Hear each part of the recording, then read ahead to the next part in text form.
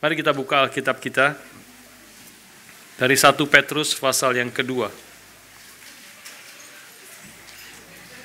Kita melanjutkan eksposisi kita dari 1 Petrus pasal yang kedua. Saya akan baca ayat 1 sampai 3 yang minggu lalu kita sudah bahas, dan kemudian kita akan bersama-sama membaca ayat 4 sampai 8 yang hari ini kita akan membahas bersama-sama. 1 Petrus pasal 2 saya bacakan terlebih dahulu ayat 1 sampai 3. Karena itu buanglah segala kejahatan, segala tipu muslihat dan segala macam kemunafikan, kedengkian dan fitnah. Dan jadilah sama seperti bayi yang baru lahir, yang selalu ingin akan air susu yang murni dan yang rohani, supaya olehnya kamu bertumbuh dan beroleh keselamatan. Jika kamu benar-benar telah mengecap kebaikan Tuhan. Bersama-sama ayat 4-8. Dan datanglah kepadanya batu yang hidup itu, yang memang dibuang oleh manusia, tetapi yang dipilih dan dihormat di hadirat Allah. Dan biarlah kamu juga dipergunakan sebagai batu hidup untuk pembangunan sebuah rumah rohani, bagi suatu imamat kudus, untuk mempersembahkan persembahan rohani yang karena Yesus Kristus berkenan kepada Allah. Sebab ada tertulis dalam kitab suci, sesungguhnya aku meletakkan di Sion sebuah batu yang terpilih, sebuah batu penjuru yang mahal, dan siapa yang percaya kepadanya tidak akan dipermalukan. Karena itu bagi kamu yang percaya, ia mahal, tapi bagi mereka yang tidak percaya, batu yang telah dibuang oleh tukang-tukang bangunan telah menjadi batu penjuru, juga telah menjadi batu sentuhan dan batu sandungan. Mereka tersandung padanya karena mereka tidak taat kepada firman Allah, dan untuk itu mereka juga telah disediakan. Mari kita berdoa sekali lagi. Bapa di surga, kami bersyukur hari ini kami boleh merayakan Father's Day, dan kami boleh mengingat semua kebaikan anugerah Tuhan yang Tuhan telah berikan melalui ayah-ayah kami. Bersyukur untuk kesaksian yang mengingatkan sekali lagi akan anugerah Tuhan di tengah-tengah kehidupan yang broken, yang penuh dengan dosa. Engkau Tuhan mengangkat kami dari lumpur dosa kepada terang-Mu yang ajaib. Kami bersyukur untuk keajaiban pekerjaan Tuhan yang kami boleh dengar dan saksikan pada hari ini. Biarlah Tuhan yang bekerja membentuk kami semua ayah-ayah di tempat ini, untuk kami boleh menjadi ayah yang berkenan kepada Tuhan. Tanggung jawab yang besar, tanggung jawab yang penting yang Kau sudah berikan kepada kami.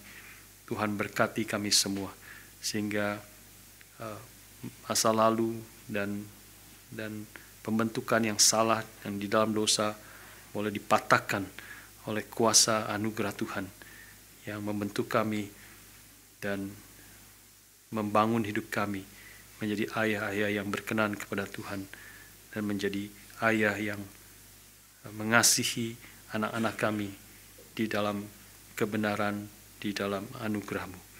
Terima kasih Bapa, kami saat ini juga mau mendengar dan merenungkan firman Tuhan. Roh-Mu yang kudus sekali lagi bekerja membentuk kami mengerti akan anugerah keajaiban Tuhan yang Kau kerjakan di dalam hidup setiap kami, anak-anak-Mu. Di dalam nama Tuhan kami Yesus Kristus kami bersyukur, kami berdoa. Amin.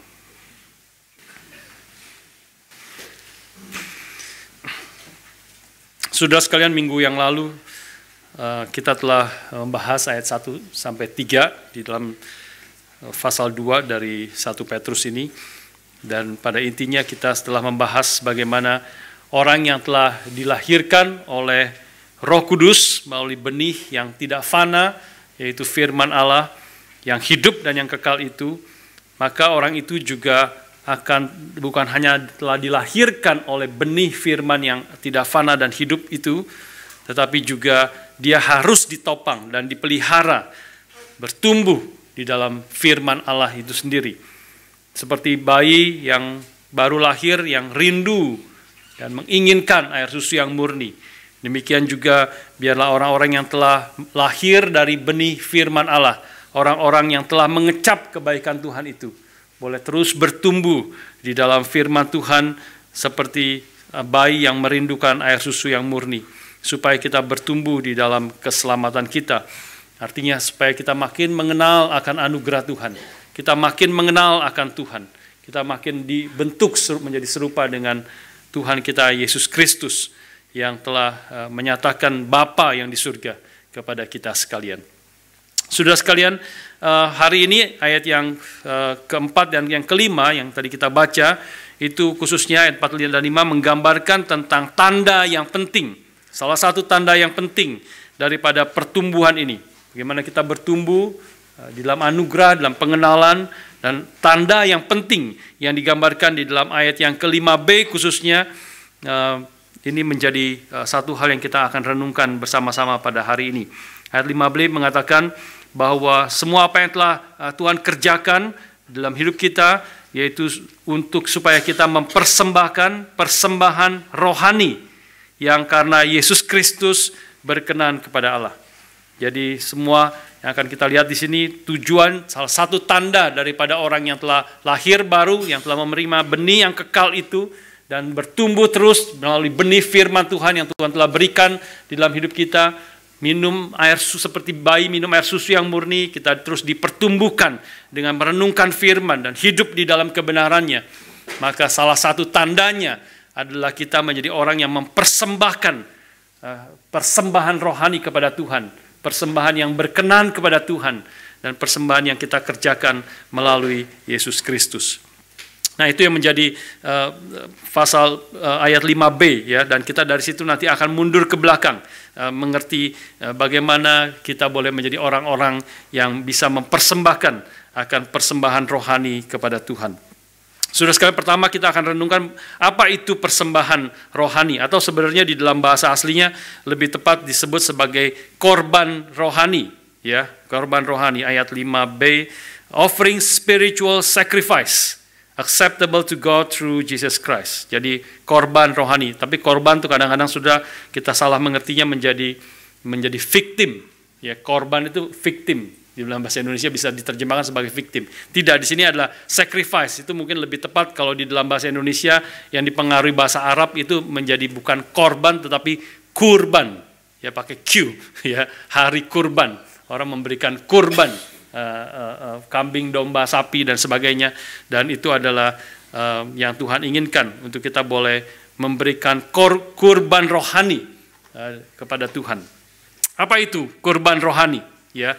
Kalau mengingat korban rohani, kita mengingat Roma pasal yang ke-12, di mana Paulus di situ dikatakan memerintahkan kepada kita, anak-anak Tuhan yang telah menerima anugerah Tuhan, yang menerima belas kasihan Tuhan, dengan demi kemurahan Allah, aku menasihatkan kamu, saudara-saudara, supaya kamu memberikan korban yang hidup kepada Tuhan, korban yang berkenan kepada Tuhan, korban yang memuliakan nama Tuhan. Nah, inilah artinya kita diberikan, didorong, diperintahkan untuk memberikan korban hidup, yaitu tubuh kita sebagai korban hidup. Artinya adalah seluruh hidup kita, apapun yang kita lakukan dengan tubuh kita. Yang kita lakukan, semua yang kita lakukan, tentu kita lakukan dengan tubuh kita, baik dengan pikiran kita, imajinasi kita, mulut kita, tangan kita, kaki kita, semua hal yang kita kerjakan dengan tubuh kita. Maka kita lakukan itu sebagai satu persembahan rohani kepada Allah, untuk memuliakan Allah, bukan untuk kenyamanan diri kita. Dan ini adalah rahasia hidup yang berkenan kepada Allah. Kita sebagai anak-anak Tuhan yang telah menerima anugerah Tuhan, maka hidup kita pastilah seharusnya kita ingin hidup berkenan kepada Tuhan. Kita ingin hidup memuliakan nama Tuhan. Maka rahasianya di sini dikatakan, biarlah kita mempersembahkan tubuh kita, seluruh hidup kita menjadi korban hidup di hadapan Tuhan. Korban yang berkenan kepada Tuhan melalui semua hal yang kita kerjakan di dalam kehidupan kita. Mungkin saudara mengingat perkataan sharing daripada pendeta Stephen Tong ketika seorang bertanya kepada beliau apa rahasia pelayanan dari Pak Tong selama berpuluh-puluh tahun boleh setia mengikut Tuhan, berjuang sampai sekarang. Bahkan sekarang ini pendeta Stephen Tong dengan timnya sedang mengadakan gospel rally di Amerika selama sebulan penuh selama bulan September ini. Ya, tadi kita doakan Kapin, tetapi sekarang ini sebenarnya bulan ini sedang mengadakan farewell gospel rally di Amerika dan pergi berbagai kota selama kira-kira 1 bulan ini. Bagaimana ada seorang bertanya, Pak Tong bagaimana boleh setia di dalam hidup Bapak selama berpuluh-puluh tahun, boleh melayani Tuhan, boleh setia dan tidak mundur dan terus giat bersemangat untuk melayani Tuhan. Maka Pak Tong langsung menjawab mengatakan rahasianya cuma satu. Rahasia cuma satu. Maka orang itu buru-buru ambil kertas dan buru-buru keluarkan bolpen dan dia mau mencatat rahasia satu. Wah, rahasia satu begitu berarti sangat penting. Ya, cuma satu rahasianya. Dia akan catat itu, mungkin taruh di figura menjadi satu kata-kata yang penting bagi hidup dia juga. Maka Pak Tong mengatakan satu kalimat, cuma satu rahasianya, yaitu semua yang saya lakukan, semua apapun yang saya lakukan hanya dengan satu motivasi, yaitu untuk menyenangkan hati Tuhan. Nah, itulah saudara sekalian apa yang dikatakan di sini. Itulah artinya untuk kita boleh memberi persembahan yang hidup atau korban hidup, korban rohani kepada Tuhan, yang berkenan kepada Tuhan. Artinya adalah semua hal yang kita lakukan, baik perkataan kita, baik tindakan kita, baik pikiran kita, baik hati kita, motivasi kita, baik imajinasi kita, baik semua apapun yang kita kerjakan dengan satu tujuan, satu motivasi, yaitu ingin memuliakan Dia, ingin menyenangkan hati Tuhan. Itulah hidup yang berkenan dan itulah rahasia hidup yang berkenan di hadapan Tuhan.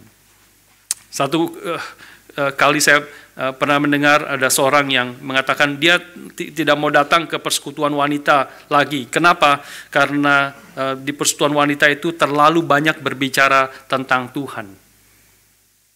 Terus sekarang heran sekali. Heran sekali, terlalu banyak berbicara tentang Tuhan. Memang inilah yang Tuhan inginkan. Dialah yang menjadi pusat seluruh hidup kita.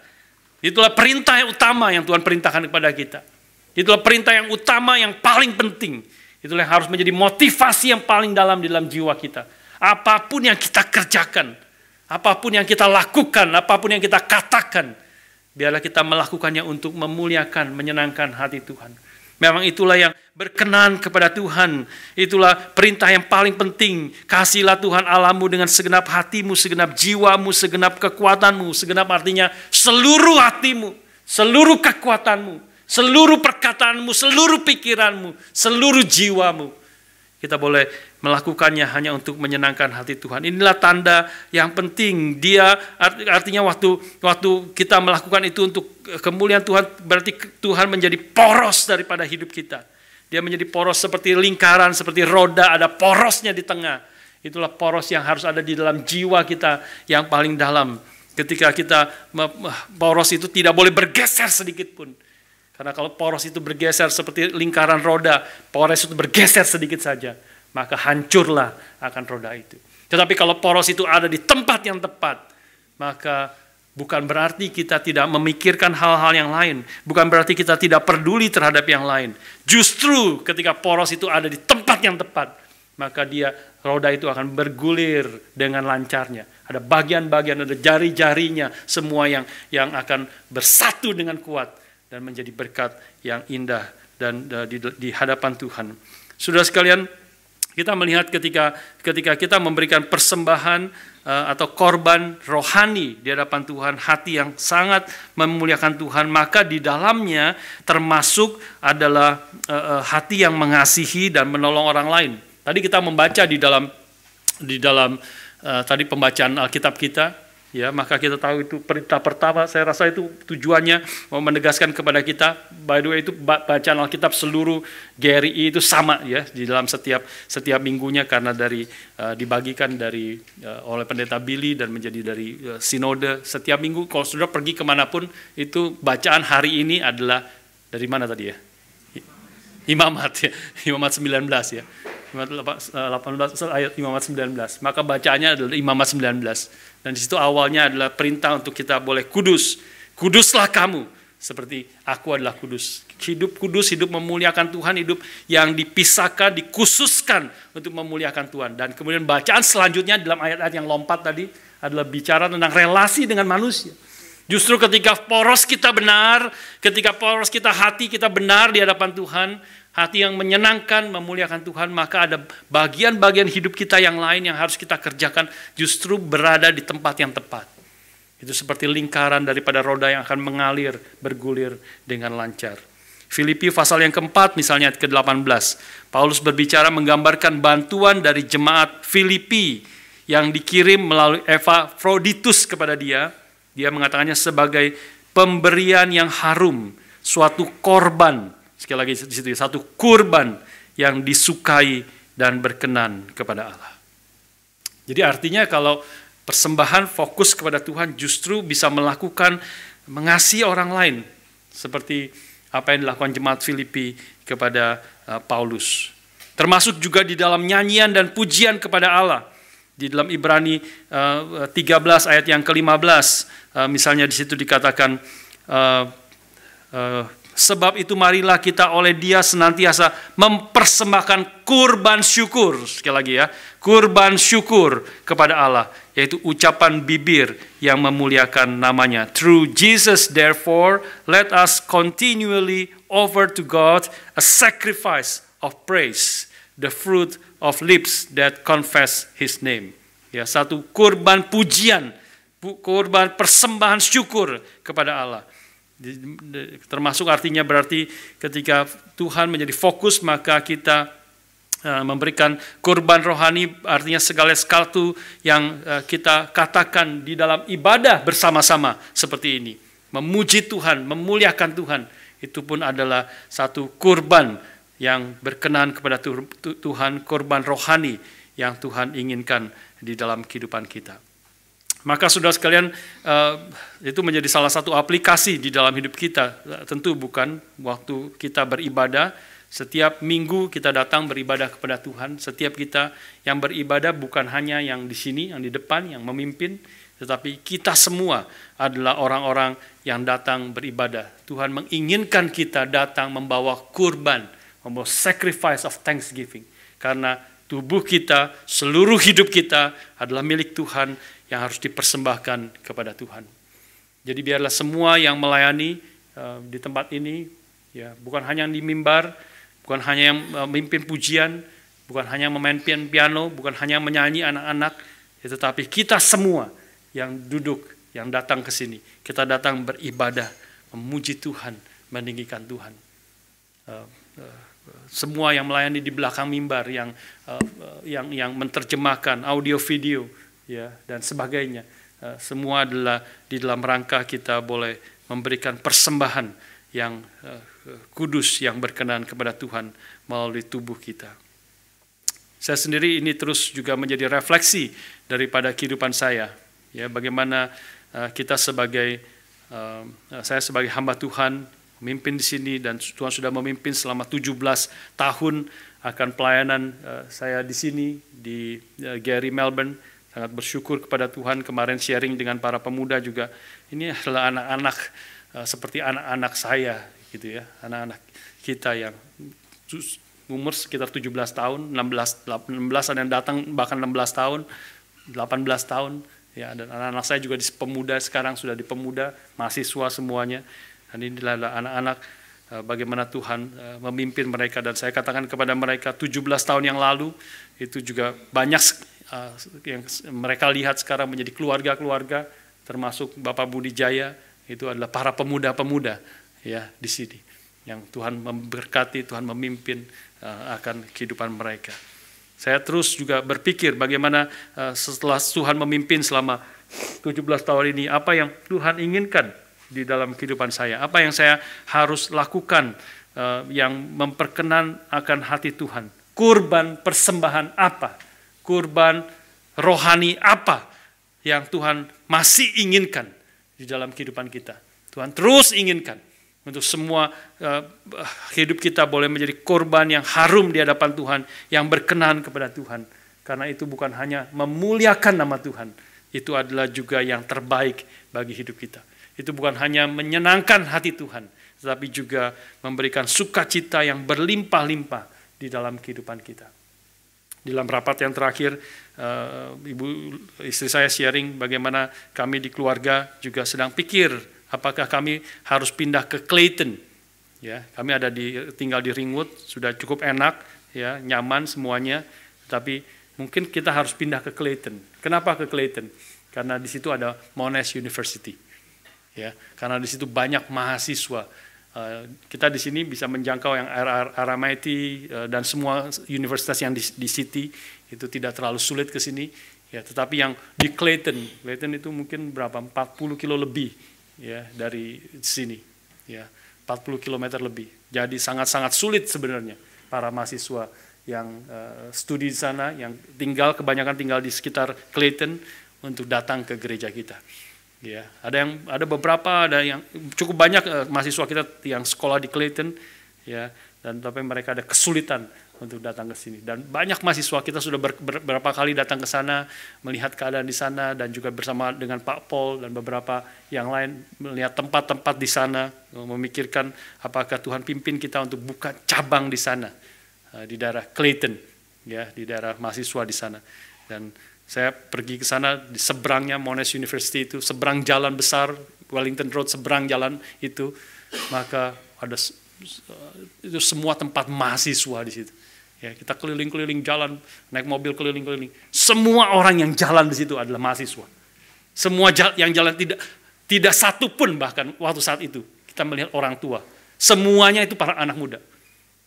Wah, itu anak-anak muda yang kalau mereka tidak mengenal Tuhan, kalau mereka hidup di dalam dunia kota Melbourne yang sangat bebas, ini mereka akan hidupnya tidak tahu kemana dan apa yang akan mempengaruhi dan membentuk mereka. Itulah ladang yang besar sekali yang ada di sana. Saya sedang pikirkan, harap saudara juga boleh terus memikirkan di dalam hidup saudara apa yang Tuhan inginkan. Terus tidak selesai selama Tuhan masih memberi kekuatan, masih ada hidup, masih ada nafas, masih ada kesegaran, apalagi begitu banyak resource, kita umur semakin banyak, pasti Tuhan sudah berikan dan berkati kelimpahan dengan banyak hal. Apa yang Tuhan inginkan bagi kita, untuk kita boleh memberikan persembahan yang hidup, memberikan korban rohani di hadapan Tuhan. Biarlah kita terus bergumul dan terus maju di dalam kehidupan kita sebagai anak-anak Tuhan. Sudah sekalian, kita mundur sekarang, langkah yang mundur satu langkah, ya. Korban, waktu bicara tentang korban rohani ini, maka korban rohani ini dipersembahkan oleh suatu imamat yang kudus, ya. Ayat yang ke-4, sekali lagi ayat yang ke-5, ya. Biarlah kamu juga dipergunakan sebagai batu hidup untuk pembangunan suatu rumah rohani bagi suatu imamat kudus untuk mempersembahkan persembahan rohani yang karena Kristus berkenan kepada Allah. Nah, memberikan korban rohani atau persembahan rohani ini adalah dilakukan oleh suatu yang disebut sebagai imamat kudus, holy priesthood, yang bukan menunjuk kepada saya, ya, bukan menunjuk kepada liturgis, kepada choir, kepada pemusik semua yang ada di depan ini, bukan, tetapi menunjuk kepada kita semua, yang disebut royal priesthood, imamat yang kudus, ya, holy priesthood, atau di dalam ayat yang ke-9 disebut sebagai royal priesthood, imamat yang rajani. Tetapi kamulah bangsa yang terpilih, 1 Petrus 2 ayat yang ke-9. Tetapi kamulah bangsa yang terpilih, imamat yang rajani, bangsa yang kudus, umat kepunyaan Allah sendiri, supaya kamu memberitakan perbuatan-perbuatan yang besar dari Dia yang telah memanggil kamu keluar dari kegelapan kepada terangnya yang ajaib. Ini menunjuk kepada saudara dan saya semua yang telah ditebus oleh Yesus Kristus, yang telah dilahirbarukan oleh firman yang kekal itu. Kita semua adalah imamat yang kudus, yang boleh yang boleh membawa persembahan kita. Yang terutama persembahan kita adalah tubuh kita sendiri, untuk dipersembahkan kepada Allah, bahwa ini menyatakan bahwa ini adalah semua milik Allah yang boleh dipakai oleh Allah untuk pekerjaannya, untuk memuliakan namanya. Saudara sekalian, artinya dengan kata lain, saudara tidak membawa korban setiap hari Minggu, membawa korban datang, memberi korban itu kepada imam, Biasanya disebut imam itu seperti priest, itu seperti saya, dan saya membawa itu masuk ke hadapan Tuhan, memberi persembahan kepada Tuhan. Tidak. Ya, itu adalah perjanjian lama. Tapi perjanjian baru adalah kita memiliki satu imam yang agung, Yesus Kristus, yang telah memberikan persembahan dirinya sendiri, mati di hadapan Tuhan untuk menebus dosa kita, untuk menjadi domba yang kudus itu, yang menghapus dosa dunia. Karena itu kita yang beriman kepada Kristus sekarang, kita juga adalah disebut sebagai imamat yang kudus. Kita sendiri datang hanya melalui Yesus Kristus, imam yang agung itu satu-satunya. Dan kita sendiri boleh datang membawa hidup kita secara pribadi. Dan melalui ibadah bersama-sama, kita boleh datang kepada Tuhan untuk memberi persembahan kita, hidup kita, uang kita, waktu kita, seluruh apa yang kita katakan, apa yang kita lakukan menjadi persembahan yang hidup di hadapan Tuhan. Artinya saudara sekalian, artinya kalau saudara adalah seluruhnya adalah berfungsi sebagai imam, ya, kita adalah seluruhnya imamat yang kudus, imamat yang rajani bahkan. Artinya kita semua datang dengan aktif, memimpin. Kita semua memiliki tanggung jawab yang besar sebagai orang yang sudah datang bukan sebagai penonton, sudah datang sebagai imam yang datang memberi persembahan kepada Tuhan melalui mulut, melalui apa yang kita kerjakan setiap hari, minggu bersama-sama, dan juga tentu setiap hari yang kita boleh lakukan di hadapan Tuhan. Artinya apa? Artinya paling sedikit saudara harus mempersiapkan diri waktu datang, ya, mempersiapkan diri dengan sungguh-sungguh setiap hari minggu paling sedikit, ya, dengan hati yang siap untuk datang, tidak semuanya buru-buru, ya, tetapi hati yang siap datang untuk membawa hormat kepada Tuhan, pujian kepada Tuhan. Paling sedikit, saudara pasti datang harus on time. Ya, kalau liturgis belum datang, kalau saya belum datang, ya, boleh dibilang tidak pernah telat selama 17 tahun ini. Mungkin 1 kali atau 2 kali, ada apa gitu, saya lupa gitu ya. Selama 17 tahun saya tidak pernah telat. Ya, datang pasti, kalau sekarang di sini jam 9 pagi sudah datang. Nah, semua yang melayani jam 9 pagi sudah datang. Kalau yang telat liturgisnya mungkin kalau ada apa telat jam 9:25 belum datang, sudah mulai telepon, di mana kamu, di mana, segala macam, ya. Ya, saudara, artinya saudara juga rasa seperti itu. Saudara rasa setiap minggu seperti liturgis. Setiap minggu sebagai pengkhotbah. Ya, setiap minggu seperti orang yang melayani. Karena engkaulah datang sesungguhnya sedang melayani Tuhan. Kau datang sedang beribadah kepada Tuhan. Setiap kita dilihat, setiap kita, apalagi saya tidak tahu apakah masih ada terjadi. Saya sudah beberapa kali mengatakan ada orang yang masih datang kebaktian dan datang duduk di sana lalu kemudian buka HP dan browsing. Wah, itu kalau Tuhan yang di dalam perjanjian lama bisa api langsung datang. Membakar saudara. Ya. Tidak, kita, kalau engkau adalah anak-anak Tuhan, orang telah ditebus, milik Tuhan, maka kita semua adalah imam. Imam yang boleh datang, imamat yang rajani boleh datang. Kita berfungsi sebagai imam, bukan jabatan imam, tetapi kita berfungsi sebagai imam. Untuk boleh datang kepada Tuhan. Membawa pujian, persembahan kita kepada Tuhan. Lebih serius lagi adalah artinya kita harus kudus. Ya, tadi di dalam bacaan kita juga kuduslah kamu seperti aku kudus, yang kita sudah dikutip di dalam pasal yang pertama dari 1 Petrus yang kita sudah membahas. Artinya pertama-tama melalui darah Yesus Kristus kita telah datang beriman di dalam Dia, dan darahnya itu menyucikan kita, memisahkan kita menjadi milik Tuhan untuk pekerjaan Tuhan, untuk menjadi satu imamat yang kudus di hadapan Tuhan. Dan kedua, kita melalui mematikan dosa di dalam hidup kita. Tuhan Yesus mengatakan, jikalau tanganmu menyesatkan kau potonglah, jikalau matamu menyesatkan kau cungkillah, karena lebih baik engkau masuk ke dalam kerajaan Allah dengan tangan satu, dengan mata buta, daripada seluruh tubuhmu dilempar ke neraka. Tuhan menginginkan seluruh hidup kita, hidup yang kudus di hadapan Tuhan. Karena tanpa kekudusan, tidak ada orang yang bisa melihat Allah.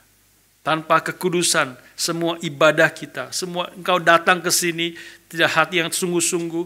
Kalau ada orang yang datang, tidak ada hati yang sungguh-sungguh minta belas kasihan Tuhan, dan tanpa hati yang datang dengan kekudusan yang pertama-tama dari Tuhan, dan kemudian dari hidup kita yang boleh juga terus bersandar kepada Tuhan, maka ibadah kita adalah ibadah yang tidak berkenan kepada Tuhan. Semakin kita ibadah, semakin kita datang tanpa ada pertobatan yang sungguh-sungguh dalam hidup kita, semakin Tuhan tidak berkenan, semakin Tuhan murka terhadap ibadah kita.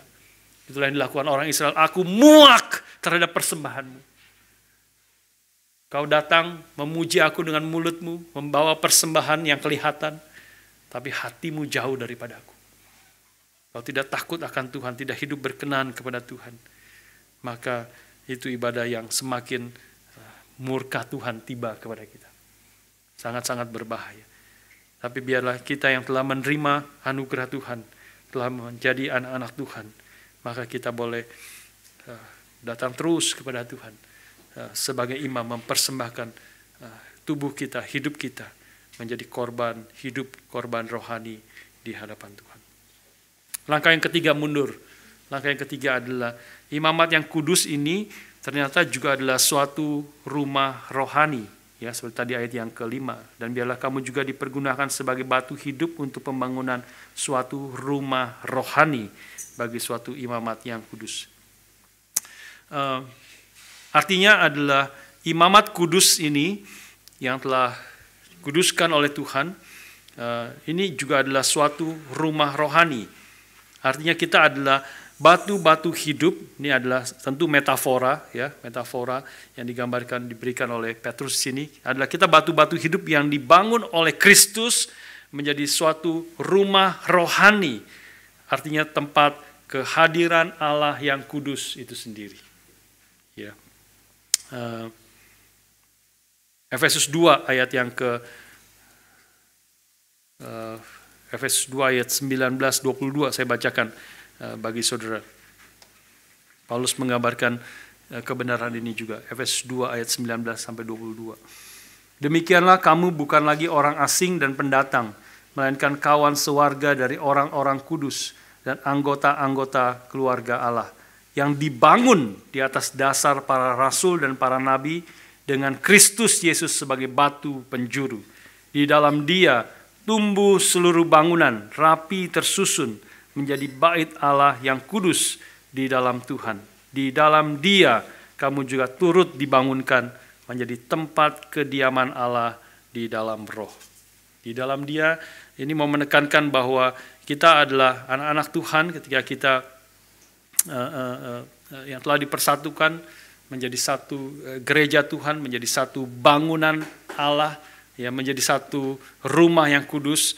Di situ menunjukkan kepada kehadiran Tuhan yang khusus di tengah-tengah umat Tuhan yang berkumpul. Tentu pribadi lepas pribadi. Kita yang telah beriman di dalam Kristus, kita secara pribadi ada disebut sebagai bait Roh Kudus. Roh Kudus ada di dalam hati, di dalam jiwa kita, yang telah memberikan hidupnya kepada kita. Tetapi kehadiran Allah yang unik itu terjadi, kehadiran Allah yang berbeda terjadi ketika umat Tuhan itu berkumpul, beribadah, memuji Tuhan, bersekutu, saling mengasihi, dan anugerah Tuhan itu dialami secara unik dan tidak bisa dialami kalau kita adalah di dalam keluarga kita sendiri, di dalam diri kita sendiri.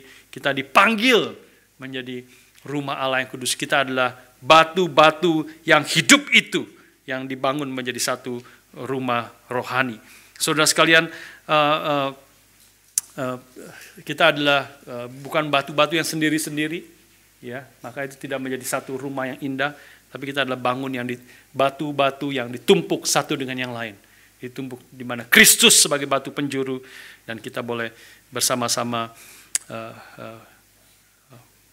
bersekutu, mengasihi, saling menegur, saling menguatkan, Dan kita boleh mengalami akan anugerah Tuhan melalui persekutuan di dalam Tuhan sebagai satu rumah Allah yang kudus. Saudara sekalian, dengan kata lain kita bukanlah batu hidup yang terisolasi sendiri-sendiri, tetapi kita adalah batu hidup yang tersusun, ya, menjadi rumah rohani yang indah. GRII Melbourne, ini adalah satu rumah rohani di mana Allah hadir, di mana anugerahnya dialami, di mana kebenarannya diberitakan, di mana kasihnya itu boleh dirasakan. Kita tentu tidak sempurna, banyak kelemahan, banyak kekurangan. Kita adalah semua orang berdosa yang diselamatkan hanya oleh karena anugerah Tuhan. Tetapi juga kita menyadari ada kehadiran Tuhan, ada anugerah Tuhan, ada kasih Tuhan. Karena itu saya mendorong saudara sekalian di dalam poin ini, kalau ada saudara-saudara yang belum mengikuti akan OSG atau Organic Small Group, KTB, ya, dengan di dalam bahasa Indonesianya, kelompok tumbuh bersama. Sudah saya undang saudara untuk ikut bersama-sama. Tentu di dalam ibadah seperti ini, ada kehadiran Tuhan, firman diberitakan, ada persekutuan satu dengan yang lain, tetapi juga sangat terbatas. Ya, saudara perlu kelompok yang lebih kecil, yang saudara boleh share satu dengan yang lain. Saudara saling mendoakan satu dengan yang lain. Di sini semua saudara hanya satu arah. Ya, meskipun saudara beribadah bersama-sama kepada Tuhan, tetapi yang diberitakan hanya satu arah. Tapi di dalam kelompok kecil, saudara bisa saling share satu dengan yang lain, saling mendoakan satu dengan yang lain, saling menegur satu dengan yang lain. Dan di situ terjadi pembentukan kerohanian. Di situ terjadi pembangunan akan rumah Allah yang kudus, yang dimana Tuhan hadir, Tuhan memberkati, Tuhan memimpin kita. Waktu kita yang lalu berkata kita bertumbuh ke arah bertumbuh dalam keselamatan, artinya bertumbuh di dalam anugerah Tuhan. Bertumbuh, kita semakin bersandar kepada anugerah Tuhan. Nah, seringkali anugerah itu adalah kita alami melalui saudara-saudara kita. Anugerah Tuhan ini dari Tuhan, tetapi kita mengalaminya melalui saudara-saudara kita. Melalui perkataan mereka, melalui apa yang mereka kerjakan, melalui wajah mereka, melalui persekutuan satu dengan yang lain. Kita mengalami anugerah Tuhan di dalam persekutuan akan anak-anak Tuhan. Langkah terakhir di dalam 1 Petrus ini, pasal yang kedua ini, adalah bagaimana kita, pertanyaannya adalah bagaimana kita bisa dibangun menjadi rumah rohani ini. Ya, bagaimana kita bisa dibangun dalam rumah rohani ini? Maka ayat yang keempat mengatakan, dan datanglah kepada batu yang hidup itu, yang memang dibuang oleh manusia, tetapi yang dipilih dan dihormati di hadirat Allah. Jadi kita bisa menjadi rumah rohani, menjadi batu yang hidup, yaitu ketika kita datang kepada Kristus. Kita hanya bisa jadi batu yang hidup, yang dipakai untuk membangun rumah rohani yang indah, hanya ketika kita datang kepada Kristus, batu hidup yang huruf besar itu. Dia adalah batu hidup itu, sehingga kita yang datang kepada Dia, kita sendiri menjadi batu-batu yang hidup, yang menjadi bahan untuk membangun akan rumah Allah. Tuhan hadir, Tuhan memberkati akan setiap kita. Tentu datang kepada Kristus, batu hidup itu pertama dengan percaya kepadanya, karena di luar Kristus kita akan mati, kita tidak mungkin memiliki kehidupan. Kita ada di dalam Dia, karena di luar aku, Tuhan Yesus mengatakan, engkau tidak dapat berbuat apa-apa. Tapi penekanan di sini adalah kita bukan hanya datang percaya kepada Dia, karena ini adalah asumsi yang sudah dikatakan di dalam ayat-ayat sebelumnya. Penekanan di sini waktu Petrus mengatakan datanglah kepada Dia. Dia berkata kepada siapa? Kepada orang-orang yang telah mengecap kebaikan Tuhan. Ayat yang ketiga dan sebelumnya juga. Orang-orang yang telah percaya, yang telah dilahir barukan oleh benih firman itu. Yang telah menyadari Tuhan itu baik. Mengecap bahwa Tuhan itu baik. Maka kita datang setiap hari atau setiap minggu secara bersama-sama. Datang kepada Tuhan karena kita telah mengecap kebaikan Tuhan. Seperti bayi yang baru lahir, kita ingin datang setiap hari kepada Tuhan untuk menerima minuman air susu yang murni itu. Supaya kita bertumbuh menjadi orang-orang yang sehat, yang kemudian boleh dipakai oleh Tuhan, menjadi pekerjaan Tuhan, memberikan persembahan rohani di hadapan Tuhan. Saudara sekalian, dari sinilah kita kemudian lompat ke dalam ayat yang ke-6, ya, karena bicara tentang batu hidup itu datang kepada Kristus, maka ayat yang ke-6 sampai yang ke-8 Petrus di sini menggambarkan, menceritakan dengan lebih detail tentang siapakah batu hidup itu. Ayat yang ke-6 mengatakan, sebab ada tertulis dalam kitab suci, sesungguhnya aku meletakkan di Sion sebuah batu yang terpilih, sebuah batu penjuru yang mahal, dan siapa yang percaya kepadanya tidak akan dipermalukan. Nah, saudara sekalian, penekanan di sini adalah ketika kita datang kepada Tuhan, ketika kita percaya kepadanya, di dalam ayat yang ke-6 bicara tentang percaya, maka poin utama di sini adalah jika kita datang dan percaya kepada Kristus, maka kita tidak akan dipermalukan. Kita tidak akan mengalami kekecewaan. Jika kita meletakkan seluruh pengharapan kita pada batu penjuru yang hidup itu, Kristus itu sendiri, maka kita akan aman dan kita tidak akan dikecewakan. Jika kita membangun hidup kita di atas batu itu, maka kita akan tahan ketika badai itu datang di dalam kehidupan kita. Batu penjuru itu adalah batu cornerstone, ya, yang adalah batu yang pertama kali diletakkan di dalam bangunan pada waktu itu, dan itu menjadi referensi. Seluruh batu-batu yang lain itu dibangun berdasarkan referensi kepada batu ini, menjadi patokan dari seluruh batu-batu lain yang dibangun di atas atau menjadi patokan dari seluruh bangunan yang lain. Inilah batu yang paling penting di dalam seluruh bangunan yang dikerjakan pada waktu itu khususnya. Saudara sekalian, jika kita percaya kepada Kristus, maka di sini dikatakan poin utamanya adalah bahwa kita tidak mungkin kalah, ya, kita tidak mungkin gagal. Siapa yang percaya kepadanya tidak akan dipermalukan.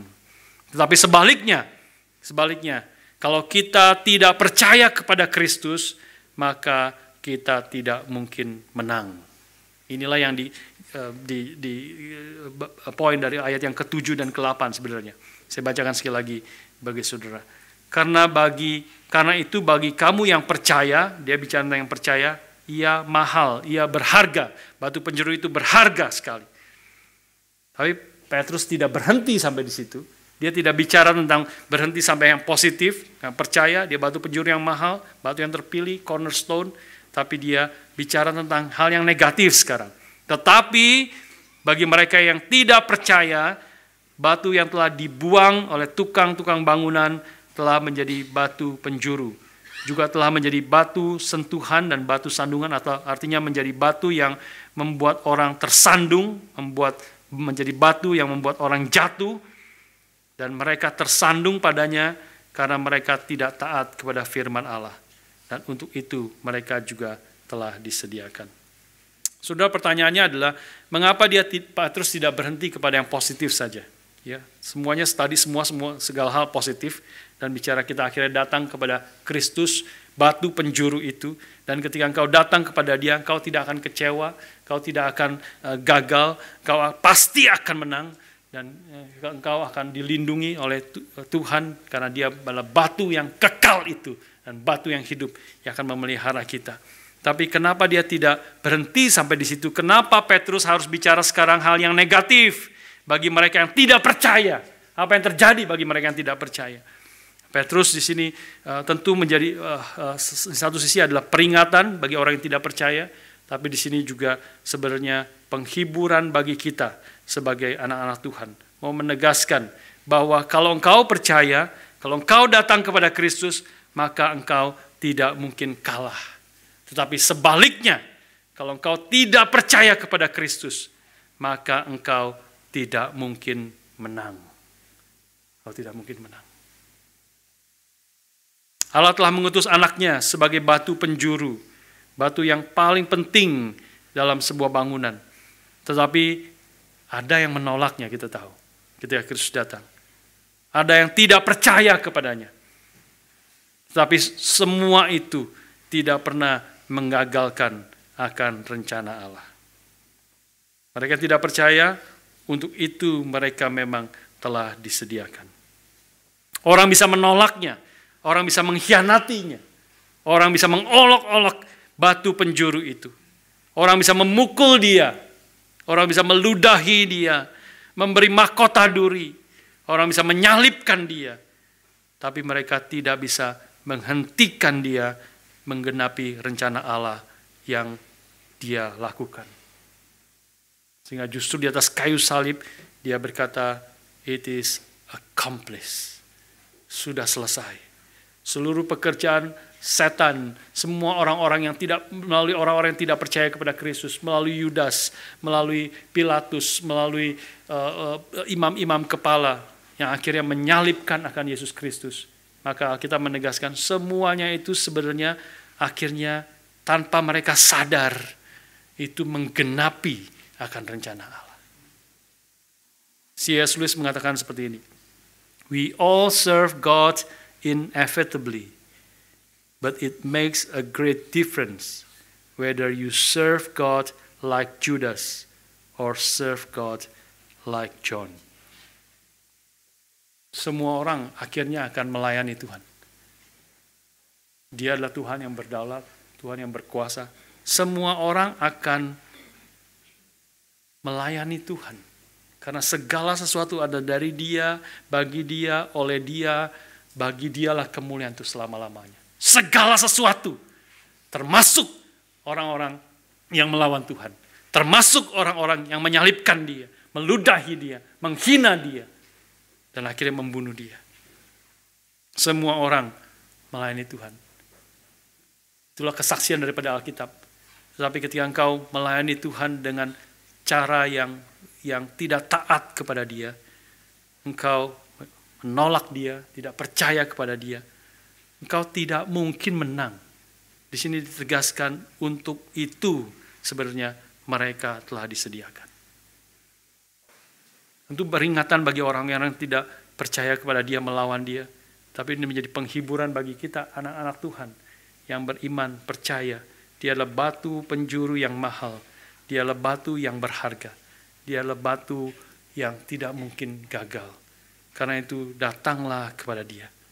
Karena ketika kita datang, percaya, beriman sungguh-sungguh, kita tidak mungkin kalah. Tapi kalau engkau melawan Dia, tidak percaya kepada Dia, menentang Dia, engkau tidak mungkin menang. Orang yang berkata, aku tidak mau percaya, aku mau melakukan kehendakku saja, aku mau meninggalkan Tuhan, aku mau melakukan apa yang aku inginkan, aku tidak mau beriman kepada Tuhan, aku mau hidup sesuai dengan kehendakku, maka kehendak Tuhan tidak mungkin gagal. Hanya engkau yang tidak mungkin menang. Bahkan Stalin yang seumur hidupnya melawan Tuhan, seumur hidupnya menyakiti hati Tuhan, melakukan segala kejahatan di dalam kehidupan dia. Dia berkuasa seperti seorang yang menekan akan umatnya, akan rakyatnya yang dia pimpinnya dengan segala tekanan yang sangat berat, menyiksa mereka. Dia satu kali digambarkan dengan diceritakan oleh bawahannya. Dia satu kali sedang berkumpul dengan orang-orang yang dia percaya. Dia katakan, bagaimana sedang mereka rapat, bagaimana kita harus melakukan, menguasai, akan mengkontrol akan rakyat di bawah yang sudah mulai ada mungkin pemberontakan, sudah mulai ada yang tidak senang kepada dia. Maka dia bilang, sekarang ambil kepada saya seekor ayam. Ambil kepada saya seekor ayam. Maka dikasih kepada dia seekor ayam yang masih hidup. Maka dipegang sayapnya, dipegang sayapnya. Dan kemudian dicabuti bulunya. Ayam itu dicabuti bulunya sampai habis. Teriak-teriak, ayam itu teriak-teriak berdarah-darah, dicabuti semua sampai habis. Begitu sudah habis, dilepas ayam itu. Kesakitan ayam itu, kesakitan. Sudah kayak mau mati. Kesakitan semua dicabuti berdarah-darah. Maka kemudian, sekarang kau lihat apa yang akan saya lakukan kepada ayam ini. Dia berdiri, dia bawa beras. Dan dia kasih ke ayam itu sedikit. Ayam itu makan. Terus dia berjalan. Ayam itu ikutin dia. Dia kasih makan. Dia jalan lagi, ayam itu ikutin dia. Dia kasih makan lagi. Itulah yang harus kita lakukan kepada rakyat kita. Seumur hidupnya begitu kejam, dia menekan akan rakyatnya, dan dia sampai mati dia melawan Tuhan. Dan anaknya menceritakan dia ketika dia mati di tempat tidurnya, sebelum dia mati dia ada waktu yang terakhir dia duduk di tempat tidurnya dan dia mengepalkan kepala tangannya ke langit melawan Tuhan. Terus dia mati. Sampai mati dia melawan Tuhan. Sampai mati dia menentang Tuhan. Tapi dia menang? Tidak mungkin menang. Semua orang yang melawan Tuhan, tidak percaya kepada Tuhan, dia tidak mungkin menang. Tapi setiap orang yang datang kepada dia, percaya kepada dia, kita tidak mungkin kalah. Biarlah kita datang kepada Tuhan, percaya, beriman kepada Tuhan, dan menyaksikan kebaikan Tuhan, pekerjaan Tuhan, hidup dalam Tuhan. Dan ketika kita percaya kepada dia, kita boleh menjadi berkat bagi orang-orang sekeliling kita. Kita boleh menjadi ayah-ayah yang berkenan kepada Tuhan, yang memimpin keluarga kita, mengasihi istri kita seperti Kristus mengasihi jemaat, mendidik dan mengasihi anak-anak kita, memimpin mereka, mengarahkan keluarga yang berkenan kepada Tuhan. Sesudah menjadi ibu-ibu yang mengasihi Tuhan, support pelayanan pekerjaan akan suami kita, dan mendidik mengasihi keluarga, menjadi berkat bagi banyak umat Tuhan yang membutuhkan akan pertolongan Tuhan, membutuhkan akan pelayanan kita. Ketika kita datang kepada Tuhan, kita tidak mungkin gagal, tidak mungkin kalah. Tuhan yang memberkati dan memimpin kita sekalian. Amin. Mari kita berdoa bersama.